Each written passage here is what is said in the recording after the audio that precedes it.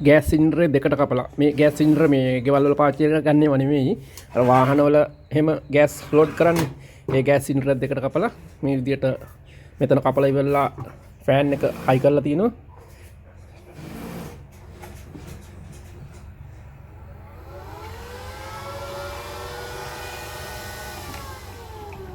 ඔය විදියට තියෙන්නේ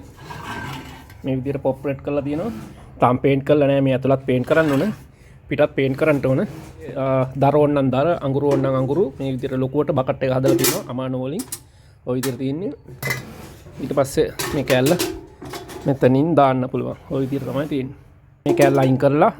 ඇතුළට වැටෙන අලු අයින් කරන්න පුළුවන් ඔය විදියට තමයි තියෙන්නේ පේන්ට් එක ගහලා බලමු කොහොමද කියලා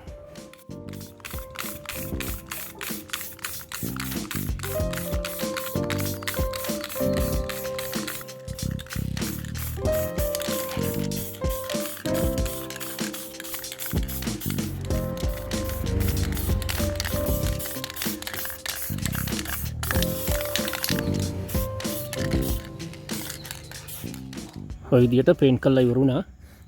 වැඩ ඉවරයි ගින්දර දාන කෑල්ල අලුවත් කරන්න පුළුවන් විදියට හදලා තියෙන්නේ හරි ඔය විදියට වැඩ ඉවරයි